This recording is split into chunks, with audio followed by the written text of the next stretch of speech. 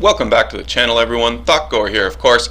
And today we are going to take a look at a different game, and this is Grim Dawn. Yes, this is a game that I've been alluding to in a few of the past videos over the last few days that I have been playing a lot of. Yes, Grim Dawn. I love this game. So basically, it's a hack and slash action RPG. Basically, you start off at level 1 and you work through different acts to to get yourself up into levels, but also to just work through the storyline. So essentially what we're looking at now, as you can see down there in the middle of the screen, I'm level 41. We're fighting through some tomb here, and I'm with Xena. Character name is Xena. Now this is actually Rommel, roommate Rommel, so he and I are playing through this, and just trying to get ourselves up to the end of the game, because what happens is there's a number of different difficulties you can play this game on. Actually, before I get too far into it, I should mention that this is a very, very similar game to, say, Titan Quest, Mortal Throne, Diablo 2, even kind of Diablo 3. So if you're into those sorts of games, I would definitely suggest that you take a look at Grim Dawn. It's fairly cheap as well, about $30 Canadian to purchase on Steam. And the replayability here is spectacular. So, as I was mentioning, there are a number of different difficulties. So there's normal, there's veteran, which we're playing on right now, there is elite, I believe, and then there's legendary, maybe the last one. Now the difference in them is obviously the difficulty, right? But also the item drops, because you can see some of the item drops here on the screen now. Like the yellow items are sort of, we'll get into the items, but anyway, you can see, the white items here are just trash, basically. Then you have your yellow items, which are decent enough, but then you have green items, which are rare items, you have blue items, which are epic items, and then you have purple items, which are legendary. So the purple items obviously are going to be the best items in the game, right? These start dropping at level 50, and that's what Xena and I here are attempting to do, just to get ourselves up to level 50, finish the game as well, and then obviously replay it on Elite. And that speaks to the replayability of this game. There is a whole lot of replayability in this game. You can just do this over and over and over, and it's all... The items are randomly dropped, right? You have a random chance of getting these items. So even if you go through, say, this tomb that we're in now, and we get to the final boss, and it doesn't necessarily drop good items for us, we could always just exit the game, restart it, and do that boss again, right? Run through the boss again. So it's very similar to, like we had mentioned, Titan Quest, Mortal Throne, Diablo 2, those sorts of dungeon crawler games, essentially. Now, the whole time you're playing this game, you're not actually in, dungeons the entire time. There is an actual physical world. So when you start the game, you start it off, and what's happening is there's this entities called ethereals, and essentially they're possessed spirits that are taking control of the dead and different animals and beasts in the world here, and we're attempting to stop this, is how the basic storyline is sort of going here. So we're attempting to stop this. So when you first start the game, you are a possessed entity, and the town folk decide that they're going to hang you. Once they hang you, as you're dying, the spirit or the evil spirit sort of leaves your body and gives a warning about that humanity is already lost, type thing. And then that's where your character picks up, because the town folk decide, well, these ethereals have already killed so many people that we need everyone we can possibly have to fight the battle against them. So they decide to let you live, excellent, and give you basic quests to start proving yourself, right? And that's where Act 1 first starts. There are 4 acts in the game. Right now, what Rommel and I are working on is, I believe that this is the ending of the 3rd act, if not the beginning of the 4th act. So we've almost completed the game at this point in time with these characters, which isn't too bad. In terms of multiplayer for the game, you can have up to 4 people in your party playing. You can do it over the local area network if you're playing in the same building as someone, or you can also do it online over the internet, right? Because it has its own dedicated internet servers. You just basically throw up a game, let your friends know what the name of your game is, you know, what the password is, and then your friends can join you, up to 4 people, and you guys can start, you know, rocking out, killing some things. And this game is just, it's really addictive. I'm just losing myself in this game, basically. You can see a blue item just dropped, so that's pretty great. But anyway, basically I'm just losing myself in this game. Total loss of time, dates, the days, all that is gone out the window just playing this game like mad. Now, further depth in the game as well. I mean, obviously there's different character classes. So at level 2, you get to pick your first class, and there's the soldier, there's the arcanist, which is essentially like a mage, right? There's a Nightblade, which is like a rogue. There's shaman, demolitionist, which is pretty cool as well. I don't have a demolitionist character, I don't believe, but the demolitionist, essentially what that does, is, you know, a ranged character, just shooting off fireballs, Molotov cocktails, cluster bombs, mortars, that sort of thing as well. So it's pretty cool there. So level 2, you get to pick one of these classes, and then at level 10, you get to pick another class to merge your two. So with my specific character, I went Nightblade first, because my whole plan here was to dual wield. I wanted to have really heavy armor, and I wanted to have dual wielding swords or axes, you know, whatever was going to be best based on what I found in the game. And then once I reached level 10, I decided to take soldier, and then that made my Blade Master, which is what I've got right now. So essentially mixing the rogue with the soldier, and then what that does for me is I get all the benefits of the rogue, and, you know, the fast attack speed on the weapons, you know, the sneak attack chances, all that lovely stuff. And then with the soldier, I get the just, you know, the basic health and armor stats, so I can have really heavy armor. So that was my plan with this character. Now, Xena, Rommel's character, is a Witchblade. So to do that, Xena went, I think it was Occultist and Nightblade. No, Occultist and Soldier, that's right. Yeah. So that's another class, Occultist. So that made a Witchblade, which is pretty great. And Rommel's plan with the Witchblade is to use shield and one-handed weapons. The shield is beneficial because, I mean, a lot of these weapons, a lot of these items have extra stats on them, right? So that's one of the really nice things about this game. And actually, you can see my Nightblade screen and my soldier screen as I'm choosing points here to put into some of these abilities. But the nice thing about this game as well is the fact that, you know, you can mesh the different classes together, and you can always have sort of a different class or a different combination going on.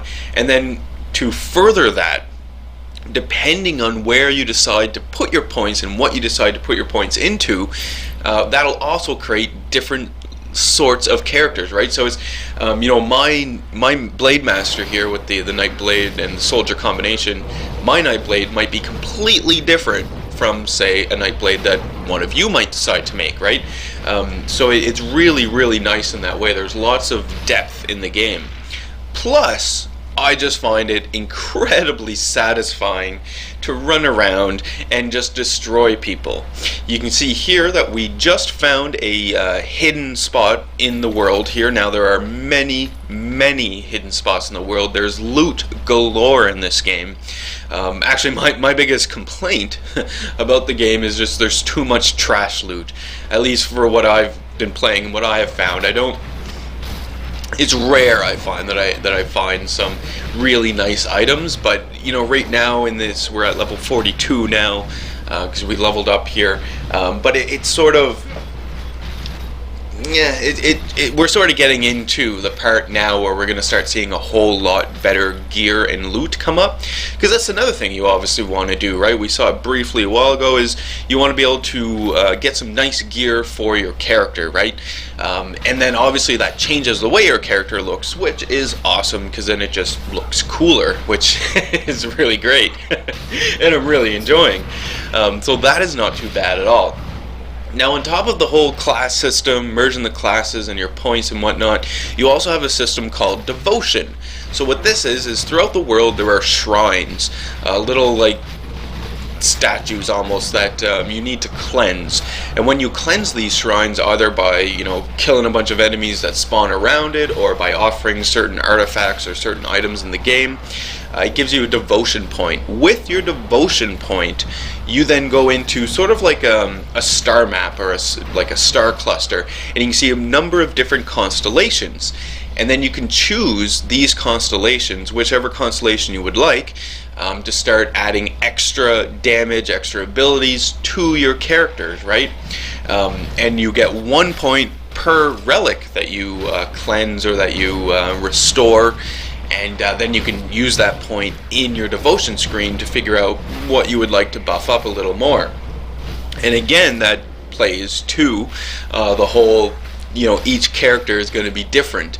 This is actually my second playthrough with the Nightblade. I was playing on a different game earlier as a Nightblade. Something went wrong though, and I couldn't actually get that character back, so I had to start over. But needless to say, the point here is that my original Nightblade and this Nightblade, original Blade Master and this Blade Master are completely different. They're the same class, but I have different abilities now because I took what I learned the first playthrough and I've added it to this character here. On on a veteran difficulty, which we're on right now, that would be the difficulty I would recommend starting to play out on. Normal is almost a little too easy, and as well, the higher difficulty you play on, the better chances you have of getting more epic items and better drops as well. So I would recommend playing on veteran for your first playthrough if you do decide to purchase the game. I would recommend purchasing the game, by the way, but if you do decide to do that, then yeah, veteran is going to be what you want to do. Now, I just died, so when you die, it's not really that big of a deal. You just get sent back to the nearest town that you were last at, and in this case, it's the town called Homestead. So I get sent back to the town, respawn, right? Oh, sorry, and then we go to what's called a rift gate, or a portal, basically, and then you just go back to where you died, assuming that you dropped a portal to go back to, and that's very simple. You just hit L, drops a portal, and myself and Rommel, we always drop portals whenever we see an enemy boss or get into a situation maybe where one of us dies, so that the other one can come back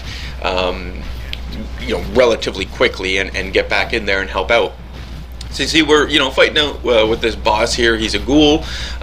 It's really awesome though having these two melee characters, because obviously with the other classes in the game there are definitely magic classes and range classes, but with the two melee characters that we have going on here, it's just so awesome, because essentially you can see Xena is tanking the boss while I'm in the back of the boss, just hitting up the back of him, right, and getting a bunch of criticals, doing the old kidney strikes and that sort of stuff as well, because there is definitely different arcs, armor arcs in the game here. So if you do, for myself, if I do position myself behind an enemy, I'm more likely to do more damage faster and get more criticals, because that's sort of my thing with my my class here. Whereas Rommel, with his character Xena, is more like a tank. So he, just has to stand there and absorb the damage and, flash away at the enemy.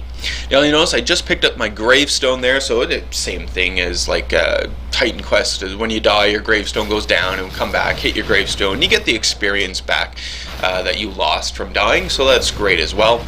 And we're just sort of, again, still working through this tomb here, which is not too bad at all.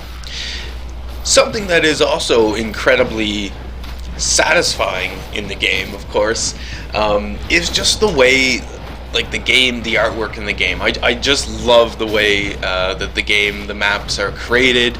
They're not randomly generated maps, right? They'll be the same maps every time, every playthrough you go through here.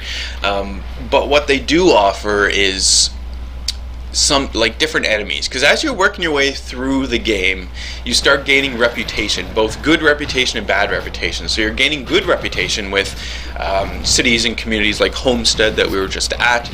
You gain that good reputation for them for completing certain quests, and then with the enemies you gain bad reputation for the amount of enemies that you kill over time, that they just keep hating you more and more and more. And as they hate you more and more and more, it means that these random mobs that we're fighting here will start having more and more bosses in them. Yes, they'll start spawning special characters to try and take us out, which really works for us, myself and Rommel here, because as these special characters are spawning, it gives us a greater chance to get better items. So, you know, there's that whole other level of depth to the game here that they've added in, which is really, really nice to see, and really awesome to be able to exploit as well.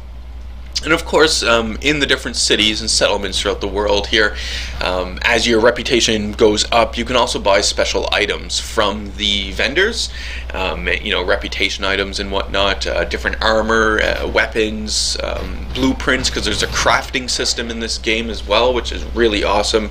We're not actually going to touch on in this video, but there is a crafting system in the game as well, which is very nice to see, because sometimes, you know, you don't always get the items that you want.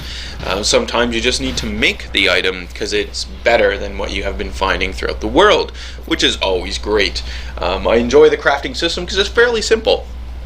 You might have noticed, you know, the different color coding of things that have been dropping. Well, typically your crafting materials are going to be purple items. These are either quest items or special items. There could be like kind of orange or beigeish color. Those are just common components.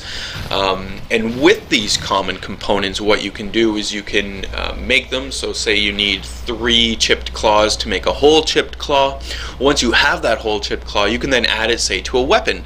And what that'll do is it'll add extra damage, bleeding damage, you know, to your actual weapon, or it might give your weapon a special ability, something to that effect, right? So it's really awesome in that way, and you can really start customizing things and getting it, you know, making your character your own, which is just amazing. I am just so lost in this game right now. In fact, I'm having a hard time just making time in the day to play some ships, in fact, because I've just been playing so much of this. So I thought, you know, why not? I've been talking about it in some of my ship videos, so, you know, why not get a video up on it, share it with you guys, see what your thoughts are on these types of games. Like, do you guys even enjoy, you know, action RPGs, ARPGs? I know I definitely do, and if you guys do enjoy this video, then we can definitely I can definitely get more content up of Grim Dawn, alongside our ship content, obviously, right? But I can get that. Now, on a side note, you guys might be sitting there thinking, well, wait a minute, Thakor, weren't you going to get some more Hearts of Iron up, and you were talking, you know, you and your roommate were going to pick different countries and play a game? True. Very true. What happened there is Grim Dawn, yes. Around the same time, actually, the weekend that we were going to plan on doing that Canada-Australia game in Hearts of Iron, Grim Dawn came out, or at least I became aware of Grim Dawn, because it's been in development for a long time now, and it was released at the end of February. So I became aware of it and immediately started playing it, got Rommel playing it, and now this is basically all I've been doing, playing this. So we're going to put Hearts of Iron on a hold now. But just to continue along with the Hearts of Iron topic, in case any of you were wondering or have been following Hearts of Iron 4, Hearts of Iron 4 has been announced. The release date has been announced. They're releasing it June 6th, 2016, and no, that is not a coincidence. They specifically chose June 6th to release the game because of the historical significance of June 6th, obviously. So Hearts of Iron 4, June 6th, 2016. I cannot wait. It's going to be amazing. Getting back into the Grim Dawn here, talk a little more about it as well. You can see, I mean, we're just smashing away at these enemies, right? And I talked about how much I do enjoy the way the maps are, the whole feel of the game. The music is awesome, the sound effects are awesome. Slashing away at these enemies is incredibly satisfying. Yes, incredibly satisfying. I love smashing these guys and killing them. You don't have to, I mean, because we're Rommel and I here playing over the internet through local network, I don't have my, like, the body persistence on. Like, you can turn that sort of stuff up so that the bodies don't actually fade away, but just in the interest of keeping the latency down, I don't have it on there, but you can definitely do that as well, just to keep everything up. The graphics of the game, I know it's a top-down hack and slasher, so what could you really expect from the graphics, but you can see it here. You saw it the whole video. The graphics of the game are amazing. I'm incredibly satisfied with the artwork of this game. Anyway, I just want to get this video up today just to talk a little bit about Grim Dawn, see what your thoughts are on Grim Dawn. Would you guys like to see more Grim Dawn content? If so, then I can definitely get that up on the channel here without any sort of issue. Just let me know in the video comments section below. So that is today's video. That's our brief look at Grim Dawn. We can go in more depth depending on the feedback here, but I just thought, again, I'd share at least one video with you guys so you can take a look at Grim Dawn as well. And I would highly encourage you to check out Steam, check out Grim Dawn. Give it some consideration. If you enjoy these sorts of games, you will not be disappointed, especially if you have a few friends that you want to play with. Yeah, this would be this is the ultimate game, in my opinion anyway, for that right now. But anyway, that is today's video. So leave any comments you have for me in the video comment section below. I love reading those, responding back to them. Specifically about Grim Dawn, I'd love to know if you guys want to see more of this game, but obviously leave any comments at all.